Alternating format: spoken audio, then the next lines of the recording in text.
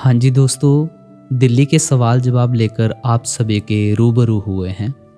दोस्तों, आज भाटी सेंटर दिल्ली में हुजूर जी ने सवाल जवाब का प्रोग्राम किया। पहले तो आप सभी को बता दें कि हुजूर जी आज अकेले ही स्टेज के ऊपर आए, बाबा जी नहीं आए।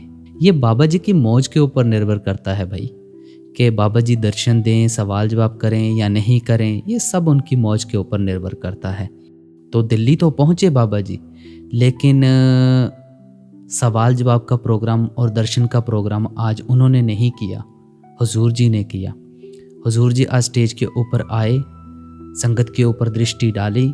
दृष्टि डालने के बाद पाठी साहब जी ने 30 मिनट का सत्संग फरमाया और उसके बाद बच्चों द्वारा शब्द पढ़े गए।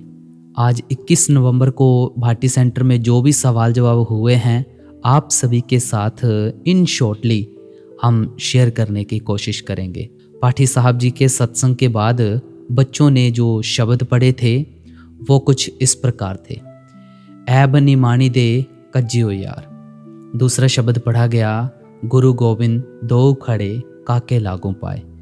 फिर उसके बाद सवाल जवाब का प्रोग्राम शुरू किया गया। सवाल जवाब के बाद आप इन दोनों साखियों को ज़रूर सुनिएगा, बहुत ज़रूरी साखियाँ हैं। आजकल हम इस चैनल के ऊपर पंजाबी में साखियाँ भी शेयर कर रहे हैं। जिनको हिंदी में सुनना पसंद है वो सतगुरु मार्ग पे जा सकते हैं, वहाँ पे सुन सकते हैं। अगर जिन्हें पंजाबी सुनना पसंद है, यहाँ पे सुन सकते हैं। किसी द्वारा सवाल किया गया कि हुजूर जी, मेरे अंदर बहुत अवगुण है, मैं चाहता हूँ आप मेरे अवगुण ले लो।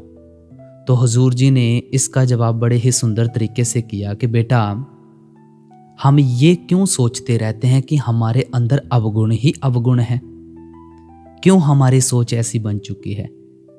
परमात्मा ने तो 84 लाख योनियां, बेटा 84 लाख योनियों में से पार करवाकर हमें इंसान का जामा दिया है।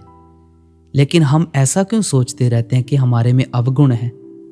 अगर इंसान का जामा दिया है, इससे बड़ी और दया क्या हो सकती है? क्योंकि इसी जामे में रहकर हम उस कुल मालिक से मिल सकते हैं। और आप फिर सोचते रहते हैं कि मेरे में अवगुण है। ऐसा ना सोचो बेटा, भजन सिमरन के ऊपर ध्यान रखो और आगे बढ़ते चलो। फिर दूसरा सवाल किया गया, हुजूर जी, मैं बीमार था, मुझे एहसास हुआ कि आप मेरे सामने आए, क्या ये सच था? हुजूर जी फरमाने लगे कि बेटा, ये सब पर्सनल एक्सपीरियंस है, इनका हमें ढिंढोरा नहीं पीटना चाहिए। अगर एहसास मिला है तो उसे हजम करो, इसे प्रेरणा बनाओ और सिमरन भजन में लगाओ। जितना हो सकता है उतना ज़्यादा मुकम्मल बनाओ इसको। फिर उसके बाद अगला सवाल किया गया, हुजूर जी, मैं सत्संग तो आती हूँ पर मेरे अंदर तड़प यानी विरह नहीं है। हुजूर जी ने बड़े ही अच्छे तरीके से जवाब दिया कि बेटा, पहली बात तो वो तड़प भजन सिमरन से बनेगी। जब सूरत शब्द से जुड़ेगी तब असली विरह की अनुभूति होगी, उससे पहले नहीं। अगर आप चाहेंगे दुनियावी काम करके या बाहरली सेवा करके आपको तड़प पैदा होगी, नहीं बेटा, बाहरली सेवा सिर्फ माहौल बना सकती है। अगर आप अंदर की सेवा करेंगे यानी सिमरन और भजन की सेवा करेंगे, तभी जाकर बात बनेगी, ऐसे नहीं। फिर उसके बाद अगला सवाल किया गया, हुजूर जी, भजन सिमरन में मन नहीं लगता, क्या करूं? हुजूर जी ने फरमाया कि बेटा, 24 घंटे हैं, परिवार, कामकाज और सिमरन भजन सबके लिए समय निकालो। इंसान सब कुछ कर सकता है, परमार्थ ही क्यों ना कर पाए? क्यों? जब सारे काम इंसान कर सकता है तो परमार्थ के लिए भी वक्त निकालना ज़रूरी है बेटा। ये तो एक एक्सक्यूज़ है, बहाने हैं और कुछ नहीं। अगला सवाल किया गया कि हुजूर जी, आजकल बहुत प्रेशर है, कंपटीशन है, स्ट्रेस है, इसे कैसे संभालें? तो हुजूर जी ने फरमाया कि बेटा, प्रेशर तो है, ये मानते हैं, पर जो कर्म मस्तक में लिखा है उसका मिलेगा ही मिलेगा। लाइफ एक मैराथन है, 100 मीटर की रेस नहीं। नींव मजबूत करो, उसका फल समय पर मिलेगा, उससे पहले नहीं मिलेगा। अगर आप लगातार मेहनत करते रहेंगे तब जाकर कहीं बात मुकम्मल होगी। फिर अगला सवाल किया गया, हुजूर जी, क्या भजन सिमरन के बाद धुन सुनना ज़रूरी है?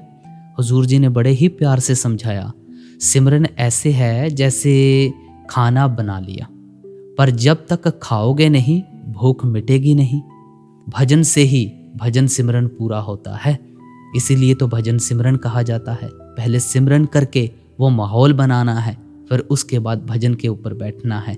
2-4 मिनट नहीं, 2 घंटे सिमरन, आधा घंटा भजन, धीरे धीरे समय बढ़ाओ।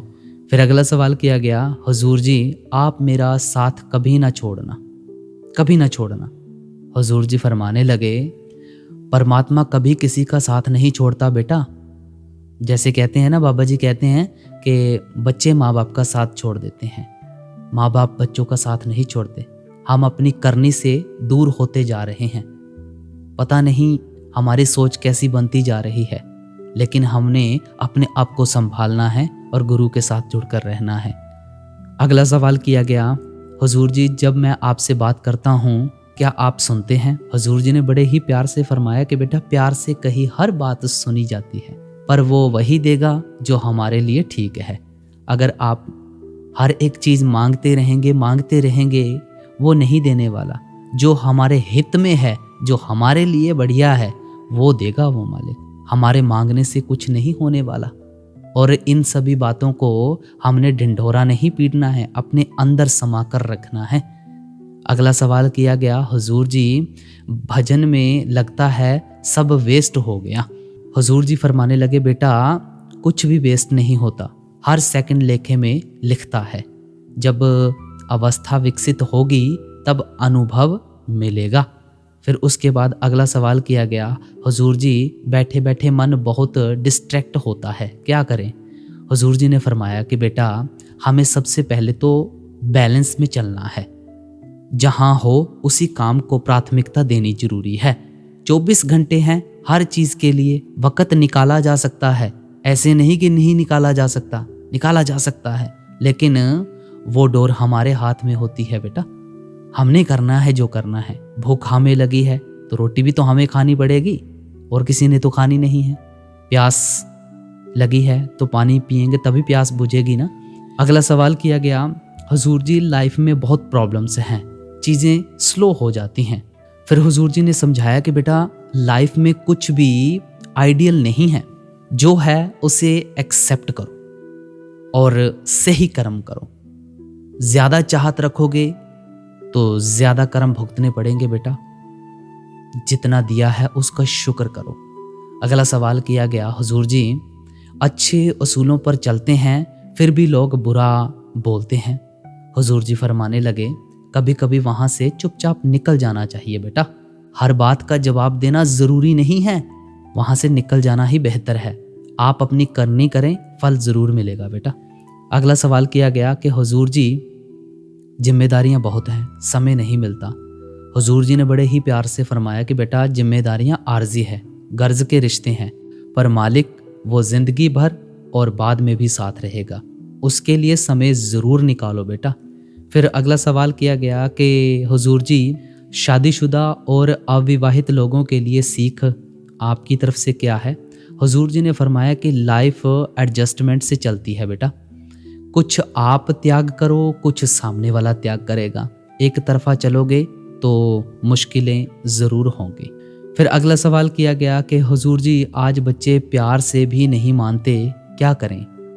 हुजूर जी ने फरमाया कि बच्चा माहौल से सीखता है। आपका जैसा माहौल होगा बच्चा भी वैसे ही ढल जाएगा। घर का माहौल ख़राब है या स्कूल का, पहले बच्चे के ऊपर प्रभाव आएगा।